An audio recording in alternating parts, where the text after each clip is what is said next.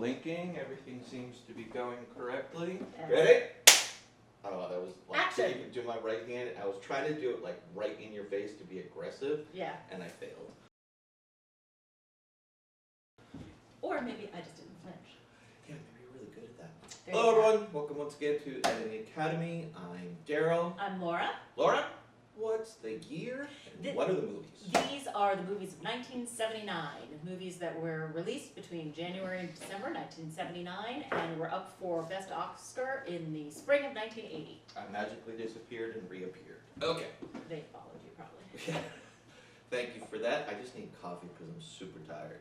Okay. Other notable films that year: The China Syndrome, Manhattan, Meatballs, Time After Time, Being There, Mad Max, Alien, Hair, All Quiet on the Western Front, Life of Brian, 10, Quadrophenia, and my favorite movie of all time, The Muppet Movie.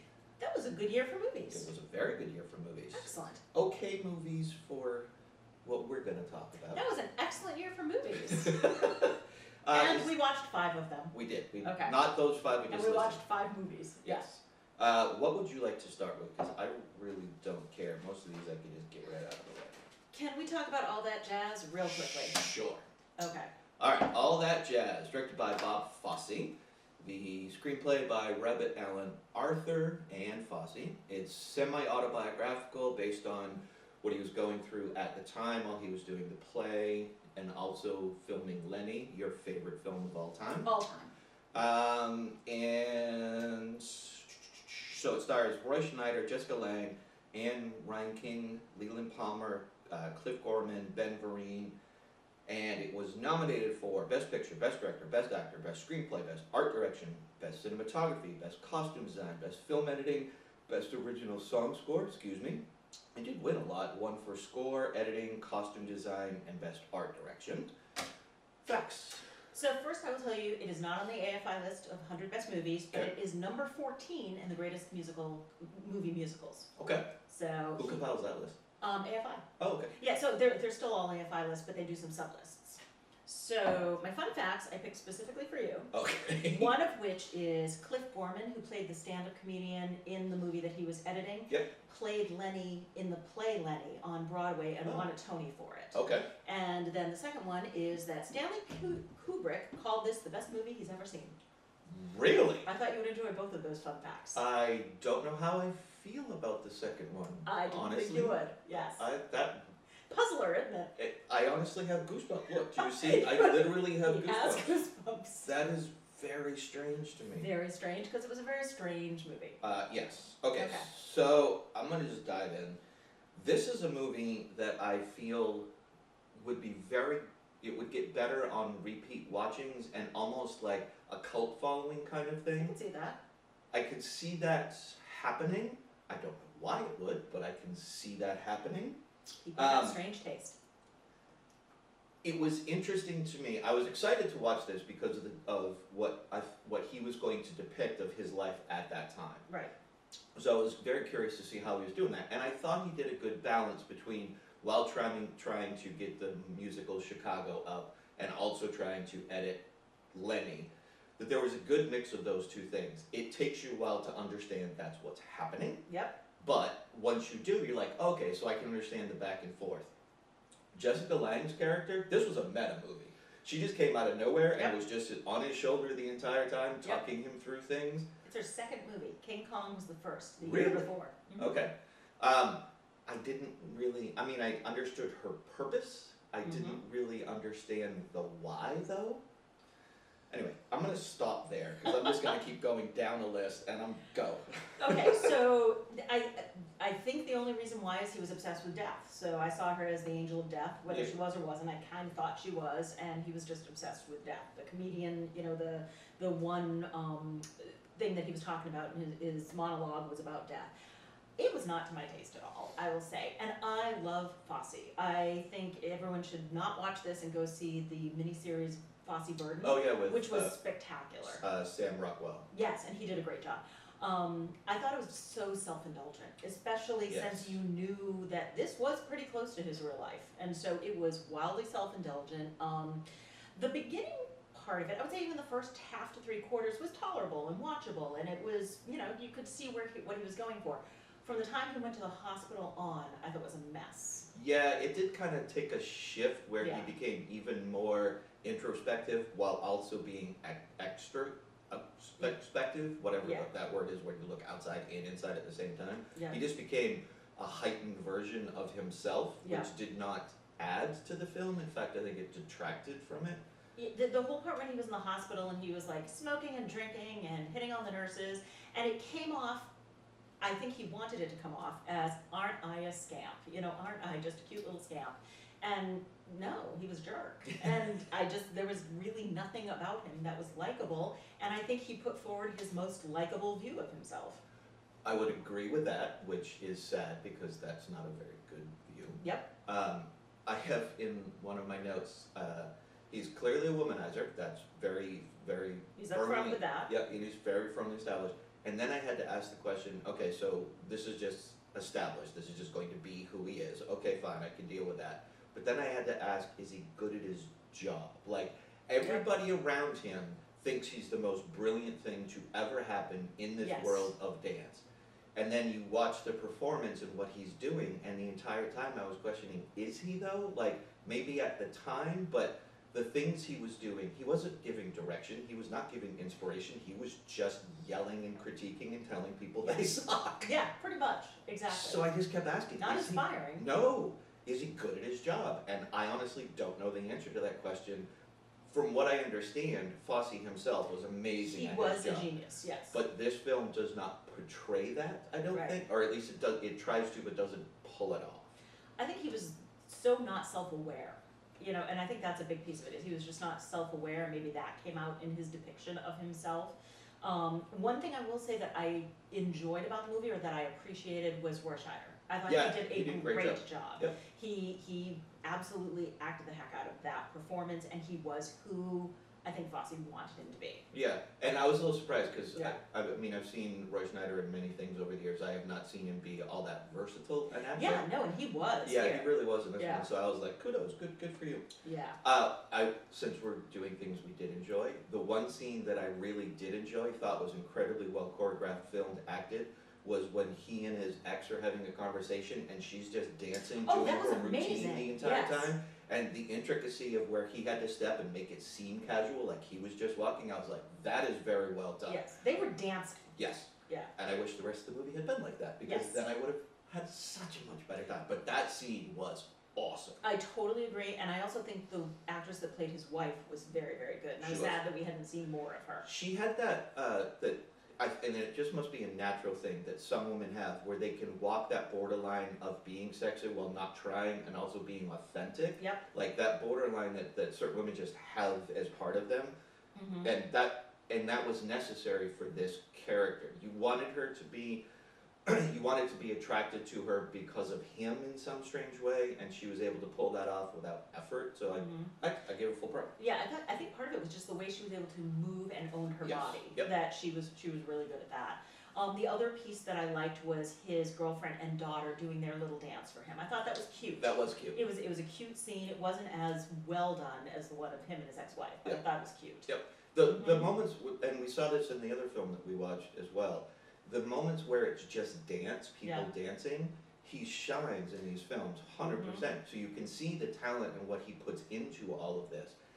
The story is just where he completely falls apart. Yep, exactly. Anyway. And the only other thing I would say was just, it was too on the nose of, you know, it's like semi about himself. Not really. It was fully about himself. Yeah. He was editing a movie about a stand-up comedian while putting on a new play as he has a heart attack, like entirely. He has an ex-wife who, with his daughter, his girlfriend is Anne Reinking at that time. So, Oh, really? Yeah. Okay. She had to audition for the part. Of course she did. That was 'Cause, you know. that was his girlfriend, who later on went to replace Gwen Verdon in the Chicago replay that they had in 1996. I think. Oh, okay. Yeah, so like she is a very big part of his life. Okay. Mm-hmm. Yeah, so I struggled with this one. I did not have fun with this one, except for those scenes, and that's it. Not gonna rewatch. No, no. Nope. And I had never seen this before, so I thought I had, because my mom is a very big musical Yeah. person, so I thought I'd seen it, and I hadn't, so that was surprising to not be biased and just let my feelings feel, and they went one direction. I have seen the play Fosse, which was actually choreographed and put together by Anne Reinking later in life. Oh, okay. And it's fantastic because it's all of the best movie or all of the best musical choreography that he put together. It was great. Okay. So go see that. Go see Fosse Verdon. All right. Do not see all that jazz. Let's move on from all that jazz to, let's just get Breaking Away out of the way. Sounds good. Okay, this was produced and directed by Peter Yates, written by Steve Tessich. It follows a group of 4 male teenagers, Bloomington, Indiana. The film stars Dennis Christopher, Dennis Quaid, Daniel Stern, his film debut, Jackie Earle Haley, Barbara Baring, Paul Dooley, and Robin Douglas. It was nominated for Best Picture, Best Director, Best Supporting Actress, Best Screenplay, Best Original Song. It won for Screenplay. And go. It is not on the AFI list. I'm shocked. I thought you might be. It is based on an actual person that the screenwriter went to school with, Dave Okay. Blaze. And Dave Blaze played the race announcer at the last race. So this movie about him and kind of him growing up in this town. Second fun fact, I'm going for 2 because Okay. it's about Sean Cassidy, is that he that this was made into a short TV series with Sean Cassidy in the starring role. Really? Barbara Barry resumed the mother role, and Jackie Jackie Earle Haley reprised his role as well. Okay. And those are the only 2 over from the movie, but Sean Cassidy started it. It was like 6-8 episodes. And because of Sean Cassidy, you were like, oh. Yeah.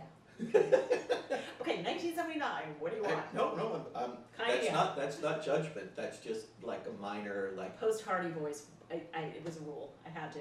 Okay. I'm going to talk about this more when we get to Kramer versus Kramer. But this is an example of one of those films that I struggled with in the 70s, not because of my tirade from last time. Okay. And I'll talk about this a little bit more. Please go back and watch his tirade from last time. It's worth it. Thank you. You're welcome. So, a couple things about it. The relationship between the father and mother was interesting to me. Like, I think they were trying to go for comedy, Mm-hmm. but it didn't succeed, and it came off as kind of domineering and sad to me. Okay.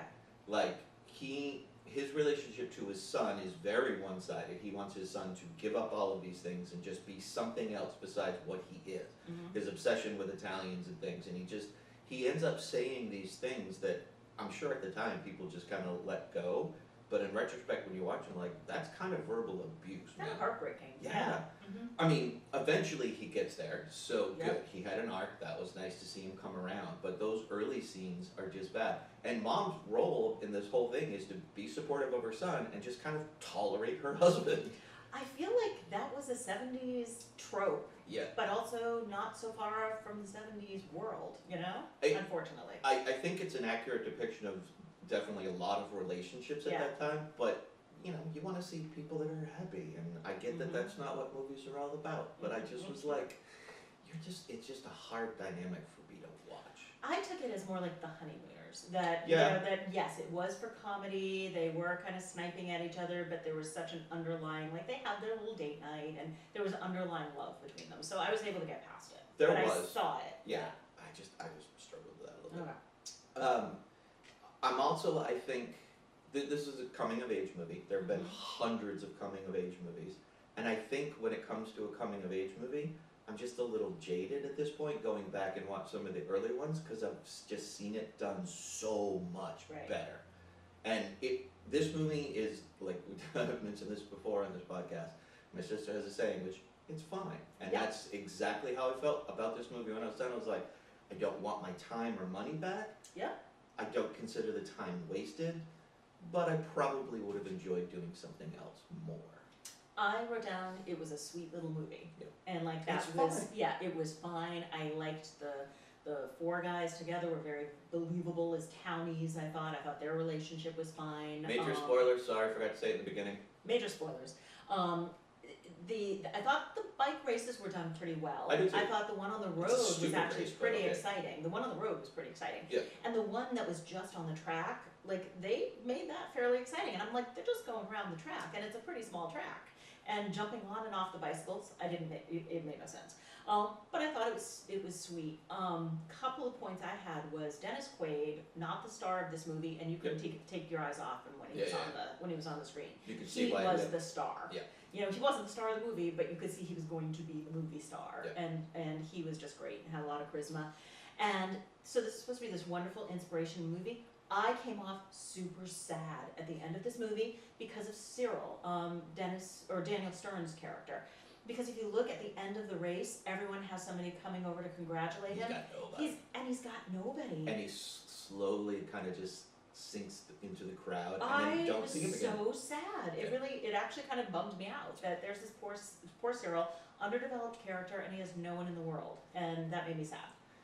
You talk about the race being well shot and being invested in it. When I was watching it online. Oh, okay. It was while I was on the island, and every 7 or 8 minutes throughout the entire thing, it would just stop, so I'd have to go back and restart. Okay. But then it did it like every 30 seconds during the race. That's annoying. Yeah, particularly because like I couldn't get any momentum up into it, and I could Yeah. see what was happening, and that I should feel tense at these moments, and I'm sure they crafted it well. It went well. Because of all the pauses, I was just like, oh my god, I just need to get through this, please, just get me to the end. And I'm sad for that, because I'm sure that was a highlight of the movie that I would have enjoyed more. I think you would have. I think that was a highlight of the movie. And yeah, same thing. It was a sweet little movie, and I watched it, and now I've checked that off. Yep, that's exactly how I feel. So this is a very short conversation about a movie that's fun. It didn't have stakes. That's the other thing, is it had no stakes. Yeah, even when they were trying to build up tension between the like the local college boys and the local native boys. Yeah. Like, okay, it came to a fight in a bar, great, and at the end they're racing against them, trying to build some sort of tension there. The local boys win, and then you see like the college boys cheering and Laugh smiling. for them, yeah. But like, no, that And was, then the next day they're gonna get into a bar fight again. Yeah. so like none of that really. I mean, again, it was all fine. It worked for what it was doing, but it could have been just done better. I agree. Totally. Okay, I gotta take 2 seconds. Okay. Well, I want to save Apocalypse Now for last, if you don't Okay, mind. So totally fine. you pick whatever you want. All right, let's do Kramer versus Kramer. Okay. Kramer vs. Kramer, written and directed by Rob Benton, based on Avery Corman's 1977 novel of the same name. Stars Dustin Hoffman, Meryl Streep, Justin Henry, and Jane Alexander. Quick fact for you, because I throw these in every once in a while just so we have a frame of reference. This was made for $8 million, which was a very big budget at the time. It made $173 million. Holy cow. Yeah. Okay. So it was a massive, massive hit. And it became the highest grossing film of 1979 in the United Wow. States and Canada. Interesting. So it was, oh, you know what? I don't have, oh no, there we go. Nope. It was up for Best Picture, Best Actor, Best Supporting Yeah, Actress. no, I got it. Sorry. Times two. I just lost Oh, myself. sorry.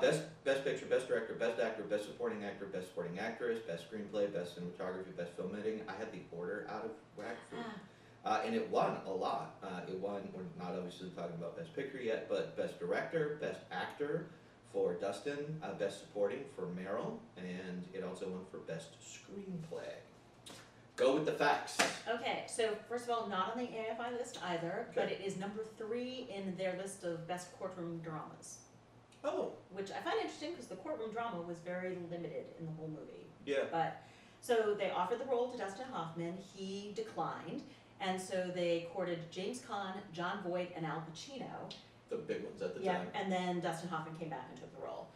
They wanted Kate Jackson as his wife, as Joanne. She again? She's one of the Charlie's Angels, she was Scarecrow Mrs. Yes. King. Yes.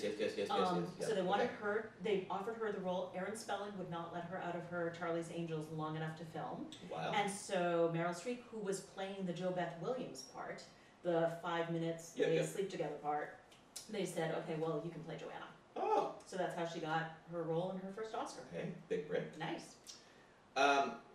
Alright, so the opening to me was good, but it is confusing. Like, it opens on the sad note where she's with her son, telling him how much she loves, and the next thing you know, she's trying to get her Yep. husband's attention, being like, I'm out of here, I'm leaving. And it was you don't really know why any of that is really happening. She says a lot of things, but they're almost kind of empty air. She keeps referencing back to herself, but not really giving a.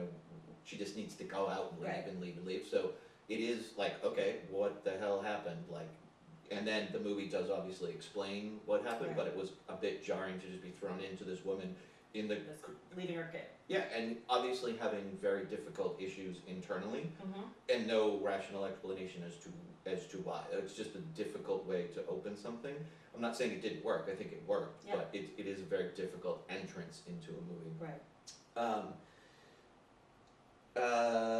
Do you think they did that because they wanted us to be Dustin Hoffman in the moment, because he was fully taken by surprise? Yes, and the movie does focus more on Dustin's side of it. Yes. I mean, your parents, fortunately for you, were married their entire Yeah. life.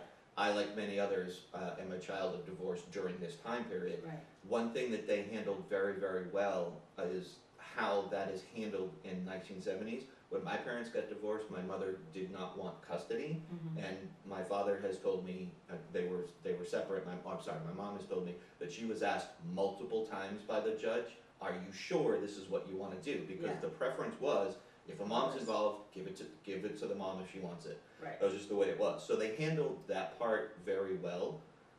So I enjoyed that was a reflection. The movie does flip. It, rather than focus on the female version of it, you focus on the male Yeah. version of it. And I thought they did a good job of that and his initial struggles. Like, he's not a dad in the No, beginning no. of this movie. Yeah. He is absolutely a dad at the end. Yep. So I Agree. thought that the following of him go through this in the transition, when you see him start to care, and it's a very slow progression, which I Mhm. thought was nice because you just got the little moments that were doled out. And then at the end, you're absolutely rooting for him, and the choice is the correct one in the end. Yes. Yep. That's what I have to say. So I thought it was a really, very similar to you, interesting time capsule of the moment. Yes. It was, like men and women and what were their gender roles and what was the gender politics at the time, and, the changing role of the family and what that looks like. And I really also liked the role of Margaret, Mm. his friend, for Yeah. two reasons. The first one is she was us at the beginning, is she was on the mom's side, Yeah. and she felt, like he didn't understand, and she was going through a lot of things. And then at the end, she was rooting for him as well, and she thought that the right family dynamic was for the son to stay with the father. So I thought she kind of was a lens of the audience. Absolutely, and I like the fact that they showed both her and Dustin's character very intimate, but it was Mhm. not a romance or sexual at all. It was Yes. just a man and a woman being really good friends and Yeah. supporting each other. Because he did support her, Yep. and she absolutely, of course, supported him. But I like that they didn't cross that line in this relationship. I thought that was an excellent choice. That was exactly the second thing I Oh, was sorry. gonna say. No, it's okay. I stole your thunder. No, but I totally agree with you. That's the second thing about her, was they didn't have a romantic relationship. They had an intimate one. And yeah, kind of exactly what you were saying is they. So sorry. No, it's totally fine. I also thought it was an interesting take on 70s work. Yeah. It's, mothers and fathers and how they work, and the father was supposed to be 100% at the office and giving all of his time at work. And if he had to, it was surprising if he had to give any time for his family. When they were mentioning the salaries, did Yeah. part of you go, "Oh my God, really? That little?" Yes, it did. And especially when that was mentioned after he's had to give like $15,000 to the lawyer. I'm like, that's almost a year's salary. That's insane. Can we talk about the lawyer for a second? Oh yeah. Because he was horrible He was at a- his job. Yeah, he was tied to the way the court system worked at that time. But he did not try to advocate for him. He Mhm. didn't, like, all he kept giving him is like, this is going to be bad. Like, Yeah. just bad news after bad news. We're probably not going to win. This is how it's going to be. This sucks, this sucks, this sucks. Just like Mr. Negative Yeah. throughout the entire thing. It was like, a little compassion, dude. I think he knew he was going to lose, and he didn't want to take this poor dude's money. I think that was a big piece of it. Is he knew they were not going to win. I'll go with that because it makes it better. Because otherwise, he's just a dick and bad at his job. I'm not saying that both things can't be true. Like both Alright, things fair can enough. totally be true. Yeah. But yeah, it's funny because I saw that, like, how men are treated in the workplace is a little bit of how women still are treated in the Yeah. workplace. Is, like, if you can't give your full attention to work, sorry, someone else is going to be who we're going to favor over you. The other thing, and I want to discuss this with you, is I thought Ted was kind of a bully. I didn't really, Ted. wasn't that his name? The father? Oh, Dustin Hoffman? Dustin's character? Yeah, honestly, I don't remember. Dustin Hoffman. I thought he was kind of a bully. I did not love his character as much as I think I was supposed to love his character. I wanted the son with him at the end because that was the way it was framed, but he was a bully. I'm not going to go so far as to say Okay. bully. I am going to say that he was absolutely aggressive, very assertive of his beliefs and what Yeah. he thought, and that came across. I can see how you would Yeah. say that it's bullying, but I just took it as like, I know what's right, nobody else really understands, and I'm just going to barrel past anybody else who's in my way. That's how I took it. I think so. The two examples I had that the first one was the night that she left. He like grabbed her suitcase Oh yeah, And yeah. knew He was that- super aggressive. and knew that she had no keys, she had no credit card, she had nothing, and he took her suitcase, and she was just going out there into the world. She had taken some money from the checking account, but still. Counterpoint to that though, I think that was him trying to be spiteful in the moment because he didn't know how else to react. She's just suddenly leaving. Right. And I don't think it was being bullying. He's just like, well, you're gonna leave, then you can't take your stuff. Like, it was an in the moment reaction, I think, rather than a personality reaction, if that kind Yeah, of makes no, sense. I get it, but I also think that sometimes that's why people are bullies, is because they're trying to be spiteful. Okay. And then the second part was when they were sitting at the restaurant, and it's not just when he like threw the glass against the wall, which is pretty aggressive and bullying, Yes. but she was scared of him. Yep. Like, if you looked at her body language, she was afraid of him. She was afraid of this encounter. So we'd only seen them together once, and he acted in an aggressive manner. Okay. And so I see where you're going. then we see her again at the restaurant, and she's all kind of cowed in on herself in the corner, and the like the thing that he does is throw the glass against the wall. So I think she was afraid of him. I can see that. Doing a little bit of a deeper dive into it, I get where you're coming from, and that is correct. We've only seen them in basically adversarial relationships Right. this entire time. There was no loving, there was no caring, there was no trying, except for in the beginning of that restaurant scene. Mm-hmm. They seem genuinely happy to see each other Yeah. and talk about each other. Not like I want you back, but just Right. like I'm really happy I'm to glad see you're you. okay. Yeah. Yeah. That seemed like a genuine moment. But the minute she mentions it, he does flip Yeah. and flips quickly. Yeah. So I'll give it to you. I'd probably have to think about it a little bit more Mhm. to sign off 100% on the bullying, Yeah. but I see exactly where you're going with it. But again, I think sometimes, and maybe bully is the wrong word, but aggressive, I think that's fine. But as long as things are going fine for them, Yeah. of course they're fine. So that's the other thing. It's like, as long as everything was fine.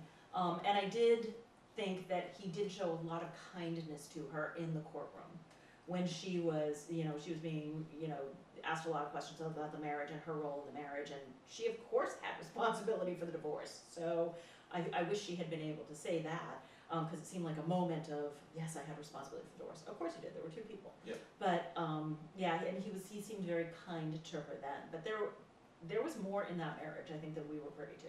Yeah, you're correct. We only saw the adversarial side of them when they interact. They don't even reference like, remember when we first got together No. or anything like that. It's just, you just see them at opposing roles. And that obviously must have been a very conscious choice to show that, Totally. because I think they didn't really want to humanize her. Yeah. I think she was supposed to be removed from actually being a fully fleshed out person. She did great with what she had, Yeah. but she didn't have as much depth. Number one, she's not on screen as much, so you don't get to spend as much time with her. But even the time that you do get to spend, she's not really fleshed out as much Yeah. as Dustin's character is. And I think that was I don't think that was poor writing. I think it was a conscious choice to put her in this position so we as an audience are on Dustin's side. Yeah. Even though he can be aggressive. Because they're showing him trying. Yes. Yeah. Nope. Totally agree. Okay, here's my slight rant. And this is not just 70s films, this is films overall. Okay. A lot of movies get made about things people don't care about, like Mhm. the subject matter, they just don't care. But in the right hands, when it's handled well, you're invested in it. It's such a good movie, right? Yeah. Think All the President's Men. Yeah. Who knew that could, like, something about Riveting. yeah. And it was amazing. More modern, Coda, a deaf family with one hearing girl who are fishermen, who thought that would be Great movie. yeah. When I don't care about the subject matter, it has to be so much better for me than an average movie for me to really walk away going, that was excellent. Fair. And there are a lot of these movies that we've seen in the 70s that are about something that I just don't care about, and the movie doesn't rise up to the level of excellence for me to walk away saying that was an amazing movie. Okay. Kramer versus Kramer is the absolute perfect example of this for me. Okay. I do not care about a divorced couple struggling through a divorce fighting over a child. If you had made that more interesting to me and the level had been, I don't even know how you would make it better, but it basically boils down to the story and the things that you're presented. Yeah. I wasn't presented enough for me to really care. Sure, I wanted him to win. I think Yeah. the decision was right in the end, but honestly, I didn't care at the end. I didn't. Yeah. Everything was excellent. The acting was excellent. The writing was superb. It was writing. very good. It was incredibly well directed, but again, with subject matter like this, it just has to rise so much higher than other things. Same with the bike movie that we just watched. I didn't care. Yep. And I don't know exactly how to articulate it except for kind of what I've said. And I know this is a fallacy of mine, but I'm curious if you feel the same way sometimes, that the subject matter, even if it's handled beautifully, does not rise to make it a good movie because you're not invested. So I look at it more as, I agree with you, but it's like small movies, big movies. Yeah. So like a small movie has to be really good to catch me. Kramer versus Kramer did not. And then you've got big movies like Apocalypse Now that we'll discuss in a minute. So, and that kind of almost comes in. Thinking about it is like Simone Biles and her gymnastics routines is like they come in at a level of complexity. They already come in like earning 10 points because it's so big what they're doing. Yeah. And these smaller movies come in kind of at a zero of, okay, really show me what you're doing. So, and we'll jump into this one next if you don't mind, but I would like to contrast this with Norma Rae, Okay. because I think it's an example of something doing it far better, not amazingly perfect, but Yeah. just better. Yeah. So when we get to that, I'd like just to come back to this conversation, but I just wanted to put that out there so we can keep coming back, and I probably will multiple times. It's like, this is just a movie I didn't care about no matter how excellent it was done. I think that's a great segue to Norma Rae because I loved Norma Rae. Yeah. So I would love to hear your thoughts. Okay, Norma Rae. Directed by Martin Richt, from a screenplay by Irving Rakovich and Harriet Frank Jr. It's based on the true story of Crystal Lee Sutton, which is told in her book, Crystal Lee, A Woman of Inheritance. Stars Sally Fields, Beau Bridges, Ron Liebman, Pat Hingle, Barbara Baxley, Gail Strickland, and they're all in supporting roles. It was nominated for Best Picture, Best Actress, Best Screenplay, Best Original Song, and Sally Field won for Actress, and it won for Song, and the song was It Goes Like It Goes, which you heard in the thing, but is instantly forgettable. Well, do you know what it was up against? No. Rainbow Connection. Well, then the right one won. Really? Oh, no, sorry, the wrong one won. I was like, wait a minute. I was gonna I- I was on Nope, the road. my brain just went, no, of course the Muppet movie won, so of Yeah, course no, the Muppet it should movie have won. Yes. Yes, Rainbow Connection. Mhm. Okay, Alright. facts. Fun facts is Ron Liebman was married twice to two actresses who you know. The first one was Linda Lavin. He was married to 1969 to 1981, a woman from Portland, Maine. And then when they divorced, he married Jessica Walter from 1983 till he died. She was in Arrested Development and 87 other things that you The would know. mom in Arrested Development. Yes. Okay. Yep. And so I thought that was interesting. And She the- just died like last She year. just died. Yep. And the other just mildly interesting thing was that both Sally Field and Beau Bridges went to work at the mill in Alabama where this was filmed. They filmed it in a real mill in Alabama, and they worked there for a while to get the hang of it. That makes sense because when they're working on it, they are incredibly natural. Yes. It's not like, oh, remember to do the thing, because the Yeah. machinery is complex machinery. It's kind of like the dance we were just talking Yeah. about and all that jazz. Like all the things they have to do and do their lines and be in the moment. Yeah. That was impressive. And so that makes total sense that they went to do that, and this is an example of, being method sometimes is a good thing, because Yeah. it can work for you. Exactly. Okay, so, this opening to me was fine, set in the textile world. It focuses for a long time on the machinery doing whatever Yes. it's doing, and It had to play the whole song. Yeah. That's why. I legit think that. Yeah. you're probably right. Yeah. Maybe that's why, okay, because I was like, it does go on for a very long time. We got the point 45 seconds in, but okay, whatever. Yep. I forget, because I have not seen a lot of her films. Mm-hmm. And I did watch like The Flying Nun and all that one, Yeah. but I forget every time I do see her in something, Yeah. how amazing she actually She's amazing, is. yeah. She fully inhabited this character, and I loved her character. Completely flawed, really needing men's Yeah. attention, but Well-rounded. yeah. Yeah. And she inhabited every aspect of that, the vulnerability aspect, the being like, I'm doing what I need to do, the you can't tell me what to do. Like every aspect of her character was fully inhabited and put on display when it was necessary. Mm-hmm. Not a one trick riding all the way through of just, I'm angry and we need to do this. Like she falls for things that she then has to go back and kind of think about again. Mm-hmm. I like that. Like, and she was able to inhabit this world. Anyway, this is all just to say, she was awesome. She was, and I'm actually gonna go back and revise my answer on the question of like smaller movies, because for me, I think it's the character. Yeah. That if it has well-drawn characters, and you look at Kramer versus Kramer, and it's like, I'm a workaholic guy, and now I have to raise a kid. And there's not a lot more to his character than that. And breaking away, it's like, I like Italian and to ride bikes. Tell me more. Like, tell me more about yourself. Norma Rae was a person. Yes. A fully rounded person, and very flawed. And I loved the things that she did that were wrong. And also, like you said, it's not that she was just like, this is right, we must fight for it. They talked about at the beginning that she, you're always arguing for, for better this, more cigarette breaks or more this breaks and, louder, whatever. So we're gonna put you in this supervisor job and QA job. And I loved that it wasn't that a union guy came and she's like, oh, we ought to have a union. She had been fighting herself alone for better working conditions. She had. And so this was just an extension of that. And all of the principles in this are, while they're not fully fleshed out, they are characters that you can understand and latch onto. Yes. Her dad is a little bit of a one-trick pony, but not overly so. Like he does have a little bit of variance, but not a lot. Not like Bo and Sally's characters do. Yeah. I love Bo Bridges too. Yeah, he was His great. character was great. Yeah, he grew. They got married, I thought, a little quick, but also I think that's kind of the time. Like, yeah.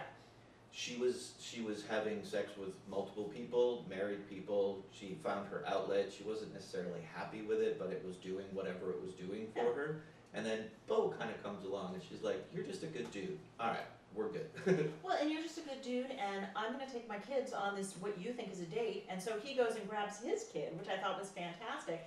And then I think they were like, okay, we've got a family here. Yeah. So I think that was it, is he was looking for a wife. Yep. She was looking for a way out of her parents' house. Yep. And again, good dude, pretty girl, let's make this work. Yeah, and it wasn't more, it wasn't a great love story. No. And neither of them pretended it was. Yeah, They yeah. both fit a need. That's I guess what I was kind of saying Yeah. is they fell into it because they realized this is a situation that I'm striving for, Yeah. and the love part of it doesn't matter as much as the stability or getting me out of my Yeah. situation part. That's more important to me. Right. And they both recognized that they got what was important from the other, and love is secondary. Hopefully we'll end up loving each other. Well, I thought it was really telling when they were on their, I think it was their first date, they went out for a drink, and she says to him, kiss me, if that works, everything else will. Oh no, it was when they were on the picnic. Yep. She said, kiss me, and if that works, everything else will kind of fall into place, or something along those lines. They do start to fall for each other, Bo far quicker I think than she does. Yeah. There's a moment when she's like in bed and they have a nice little tender moment where he's asking her if she ever slept with a guy. Yeah. And she starts talking about different things that are in her head, and she asks him, have you ever been unfaithful? And he's like, no, there's nobody else in my head. And that was very sweet. I did too. I was like, and that was a well written, well delivered line as well. It really was. It was. She was a pragmatist, and Yeah. she was not going to lie to him, and she was telling. I love that too, that they were honest with each other. And I loved that her character did not think she was stupid, but recognized her own intellectual limitations. Yes. And was constantly asking questions of things to understand things better. Like, just because you don't know something doesn't mean you're stupid. Right.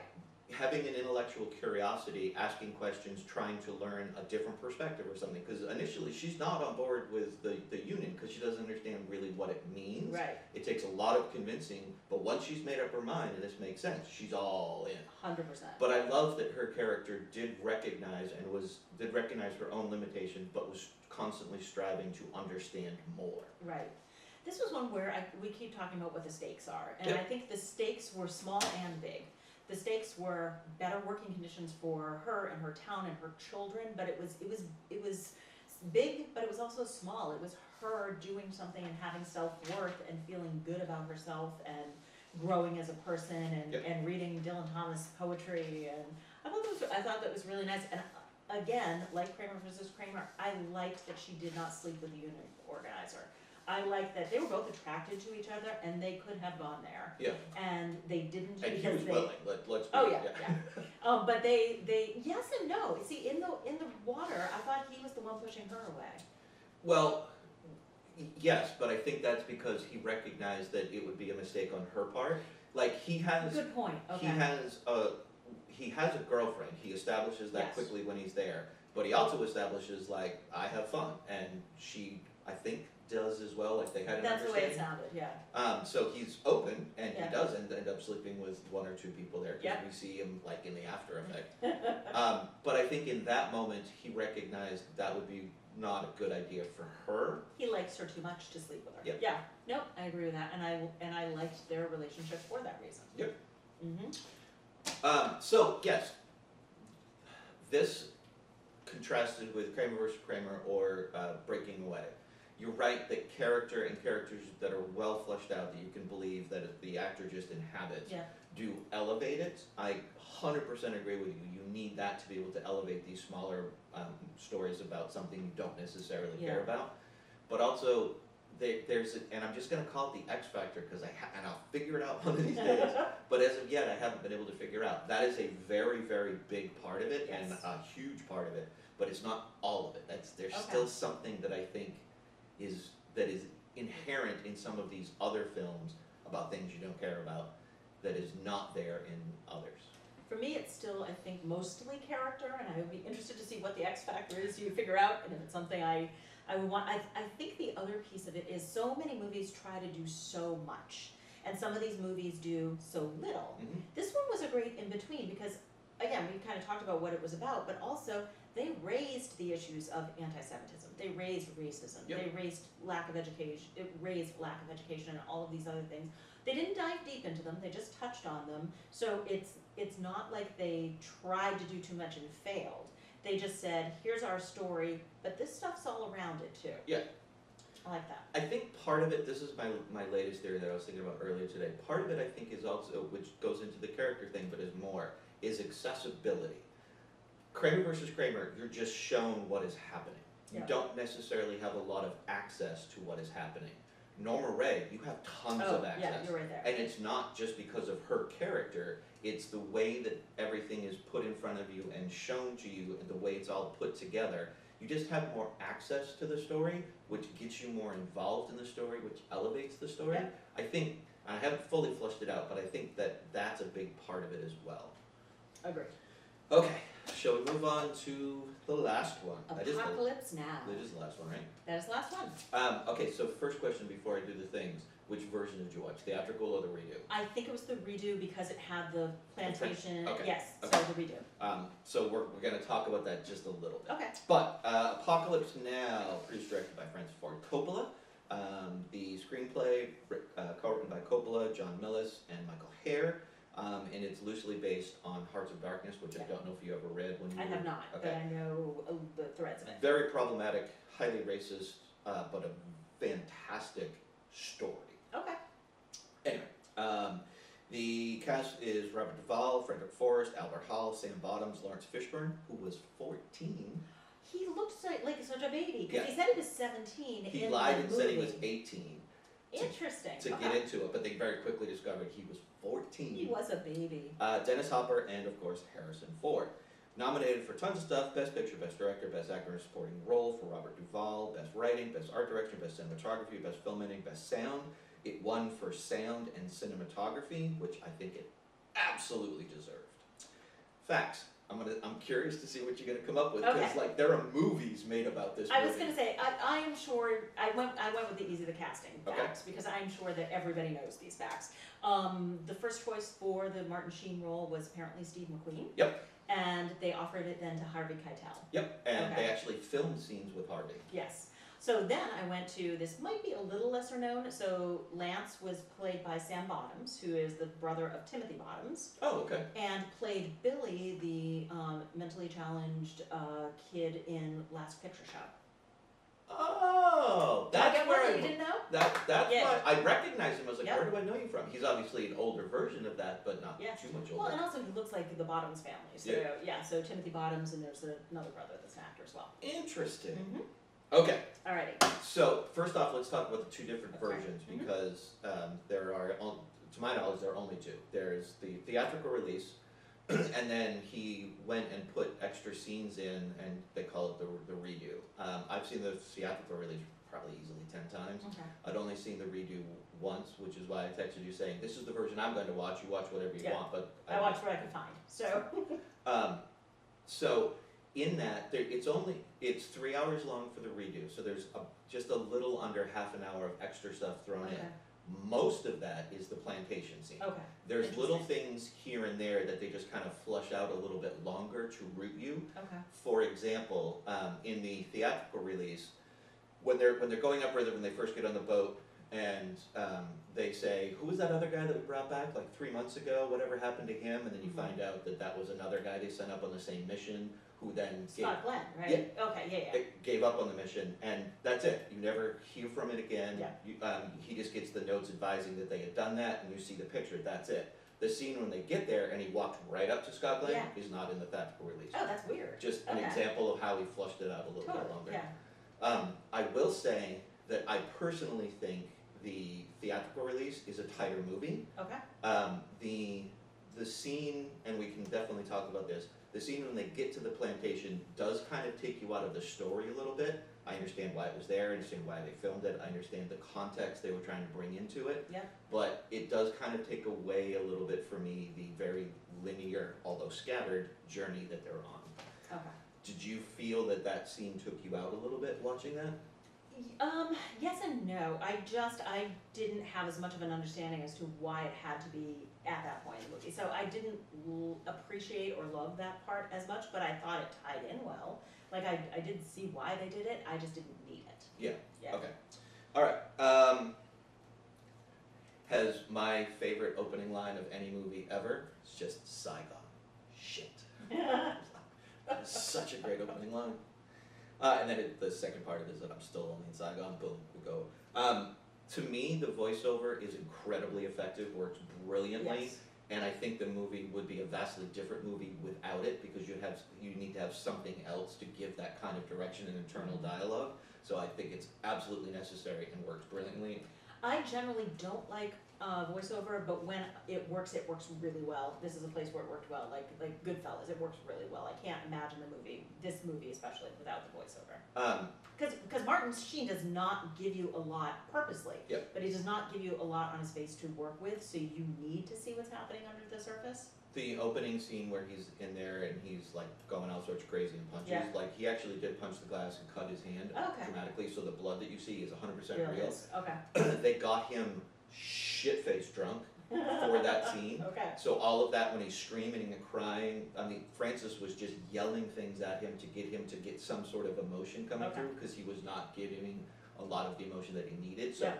and then he ended up having a heart attack and they shut everything down. I did hear that part, yeah. If you've never seen it, it's a really good watch, and you can watch it on YouTube. His wife filmed during all of this, and she did a Mhm. documentary called Hearts of Darkness. I have heard of that, I haven't seen it. If you enjoy this movie, it's well worth it. It's only like an hour and a half long, so it's totally worth it. I love this movie. I absolutely love this movie. It, to me, in my estimation, even though I say The Godfather is like a flawless movie, Yeah. this one, while not flawless, is better to me because of the way, because of the story that it tells, what it tackles, what it brings in, how it was done. The Godfather is on its surface, a very simple linear kind of story. This one is so incredibly complex, and every little thing they touch on, I think, is handled just enough, brilliantly. The layers that he put in, the massive scope of the thing, Massive. Very epic. everything is just pulled off, and he's having a mental breakdown thinking he's making the worst movie ever made as he's going through it. And I can see that because I can see being like, and now the helicopters are gone, what the hell am I gonna do? How am I gonna tie all of this massive stuff Did this together? win for editing? Remind me. It did it? It won for cinematography and Okay. sound. All right, so certainly both of those are deserved. I think it deserved editing as well. Yeah, I'd have to look because to see who won. This movie could have been edited 1,000 different ways, Yes. and it could have been a horrible movie. I agree. Yeah. But the way they put it together, it did Made become sense. a brilliant movie. All right, I'm just gonna gush for a while, so you go ahead and tell me things. Okay, so I had told you before I watched the movie that I hadn't watched the movie, but I'd seen bits and pieces of it. Yeah. I've seen a lot more of the movie than I expected. So Oh, okay. when I went through and watched it end to end, I hadn't seen the part, so I obviously must have watched the theatrical version, because I hadn't seen the French presentation before, and there were bits and pieces where I didn't remember or I hadn't seen it all the way through, but I'd seen a lot of it, so I was happy about that. This is a movie that I appreciated and I can see the value of, but I did not love. Okay. And I think there were a couple of reasons for that, but I will tell you the things that were amazing were the cinematography. It was so big, and yet also it was very claustrophobic in places. Yeah, on that So to be able to do both of those things in the same movie, I thought was really impressive. The scene on the bridge, when he's going through the tunnels, like that whole aspect of it was fantastic. I did like the dinner table, the French family. I thought that was really interesting. One of the things I thought was fascinating was the light that they chose, because like he had to keep shading his eyes from the light. Anybody else would have probably changed the lighting, and I think that was done very, very purposefully. Yep. And I thought that was interesting. I thought that just the whole Vietnam aspect that he brought into that of the futility of it, and the guys who are doing the best that they can and not knowing the orders that they're getting, and the confusion and the chaos and the futility of it all. I thought that was fantastic. And Marlon Brando's performance I thought was great. You know the problems and issues with I that. do. Okay. Yes, I do. That he showed up quite overweight. Yeah, number Yes. one. Go Number ahead. two, had not read The Heart of Darkness, Yep. which was a condition of his contract. Yep. Number three, refused to learn his lines.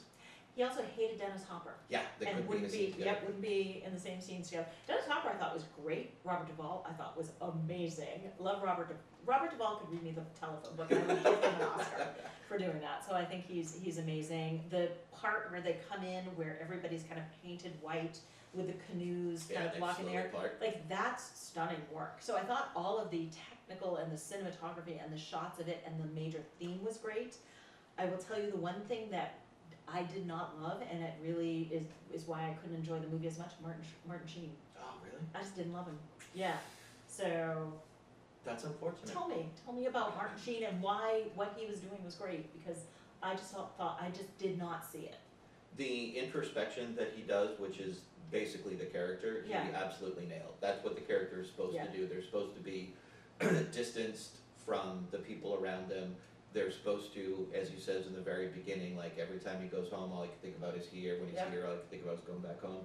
So he's constantly in his own head, going up against what Charlie is doing at the Yeah. moment. Like luxuries, things like that are not. They'll only make you weak.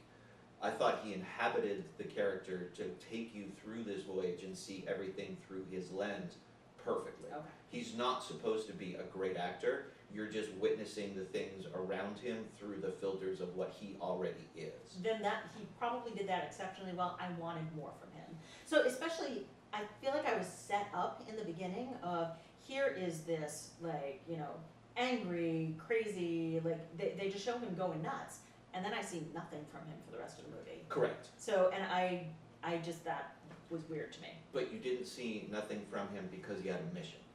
When he Okay. doesn't, He just goes nuts when he doesn't have a mission. Yep, if he yeah. doesn't have anything to do, left to his own devices, he doesn't know what to do, so he goes crazy. And Yeah. it's implied that this is not the first time this has happened to him. Yeah, I did sense that, yeah. With a mission, he is focused, he's doing what the things that he needs to do to get Yeah. his mission done. So I get it, and maybe they can kind of explain that a little bit better, but that's what he's Yeah. supposed to be like. I liked how for each of the boat characters, they all have their moments. Some have multiple moments, but they all have their moments so that you can get to know them a little bit. And it seemed to me to be paced at the correct area. Like when you find out a little bit more about Lance, and then you have, that he's this amazing surfer, and then you have an entire scene built around the fact that they want to watch this guy surf. That was hilarious. That was Yeah. very interesting of very funny. By the way, I love the smell of napalm in the morning. Yep. Totally made up. He just did it on the spot. Did he really? Okay, because that's like one of the famous lines. Yep. Yeah. So and some of the scenes even mirror them, like when Lance is tripping and they go to the bridge. Yeah. That is a very trippy scene. So you almost feel like you're in Lance's head as you're kind of walking through the entire thing. So the moments that happen to keep you going on the voyage, I thought were just perfectly paced. Unlike a lot of other voyage movies where it's like, oh, we go meet a strange wacky character and then they help us and we go off and do this little thing, and like it was just so well paced to go all the way through. Action to move forward when it was starting to get a little slow. Quiet down, relax, have a moment here, a little bit more action. It's just perfectly paced to me. I did think though, and I loved the characters, the side characters. I thought they were all individual, very well done, very well acted. It was clean, right? That was Lawrence Fishburne. His death scene I thought was a little on the nose when his mother is saying, I can't wait for you to come home and have grandchildren and blah, blah, blah. Like, okay, that was a little overwrought to me. Something like that though, and I don't know this for a fact, but I don't think had been done before, where you have the death while there's an ongoing action. That's been done a lot since, so it sets up an irony basically. Okay. And this was the first time that I remember ever seeing that kind of thing. So that totally works for me. Okay. Because I think it's something that's been copied a ton of times later on, but that's just me. And I'm gonna ask you this as a question. The information that you're slowly given out as you go on this voyage about Kurtz, did that work the way Perfect amount of time, yeah. Like you got just enough as you were going through, and Marlon Brando's performance was phenomenal. I mean, like he was a great cult leader, and that's kind of what he had become, or that's what I sensed he had become, is really a cult leader. Yeah. As the information is being slowly given out, you're learning more and more and more and more about who this person is. Yeah. So when you're finally presented with him, did he live up to what Martin was kind of saying in his head and building up? Did Martin's version of what he was explaining, seeing, witnessing, going through, when he finally meets him, did that work? Absolutely. Okay. Yeah, for me it did, yeah. For some people that has been a criticism that what was in Martin's head was not what you saw at the end. Oh, no. I absolutely saw, and again, the way he was presented was in shadows and kind of laying down, and you didn't kind of get that full, did you get his full face feature until, like, right as he came to Martin Sheen when he was tied up and he threw his friend's head in his lap? No, Major spoilers, by the way. they always did like a passing light, Right, so a shadow would go across Exactly, his so face. the first time you saw his full face was in that moment, and I thought that was really, really well done. Yep. Yeah. I don't know, I can't say enough good things about this. Yeah, I don't have anything else. I think this is every minor flaw that I can have with this movie, I think only actually in some way enhances it, because if this movie was perfect, I think it wouldn't be a perfect movie, if that makes sense. Because of everything that's going on, you need some flaws here and there that you can kind of relax out of. If it was, I don't know, I just have this overwhelming sense that if this was a perfect movie, I wouldn't like it. I thought the technical skill and all of the, again, the things you were seeing and the timing and the tension, that was all great. Again, I did love the Martin Sheen performance, and he was giving what he should have been giving, but it just didn't work for me. And it went on too long. That was unfortunately for me, is it just went on too long. Maybe it was because of the plantation scene, which I liked, but I didn't think it had much to do with anything else that was going on. No, and in all honesty, the plantation scene is something that I can understand completely why it was cut out, because it does make the rest of the movie tighter. Yeah. And like I said, the little things that he added in to get up to that like half hour are small little extra, like 90 seconds here. Yeah, things nothing there. major. I read somewhere where the part where he like reads the Time magazine to him, that's an add-on. There's just a funny little anecdote that I always liked. Harrison Ford was not a well-known actor. He'd been acting, but he was not a well-known actor at this point.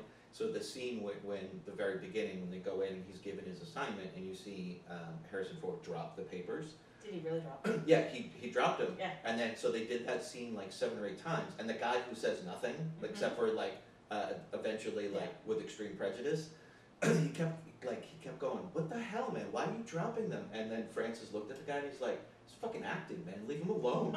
Because every time he would drop them, and it almost the same way. Yeah. He did it every single time, and it wasn't in the script, so it was pissing the other guy off. Oh, that's funny. Yeah. I like that. All right. And Harrison Ford looked so young. But this was after Star Wars, right? Just after, or maybe same time? Well, you have to understand that. It took so long to produce. Yeah, the filming of this was done years before, All right. and they kept having to delay it. They would film for a little while, then they would delay, then they'd film for a little while and delay. And then when they were putting it together, they kept pushing back the release date because they couldn't edit it the way that to make him satisfied. Okay. So I think, and don't quote me on this, but I think it was 2 years after the film was done before it actually came out that they kept pushing it back. Okay, So that makes much more sense because he looked so young. Yeah, this was pre-Star Wars when he filmed it, but the release was after Star Wars. Okay. Okay. Let's start something magical here. I probably should do that in a second. Yeah, I Okay. like that. Okay. The film that won for that year was Kramer versus Kramer. okay, and I'm going to take a guess and say that you don't think that one should have won. You think a different film should have won, That is correct. and you think it's Norma Rae. That is also correct. God, Yes. good. And I'm going to say that you don't think that Kramer versus Kramer should have won, and you do think Apocalypse Now should have won. Yeah, that one's pretty easy. at this Yes, point. All right, okay. good job. Nice. Yeah, so to screw with the Academy, I'll do the stat at the very end to show us where we all are. Better year than the year before for film, Yes, yeah. but Very different movies, too. Like, it Yeah. really was apples to oranges. yeah. Mm-hmm. All right, do the liking and subscribing and all that good stuff. So until next time. Thank you.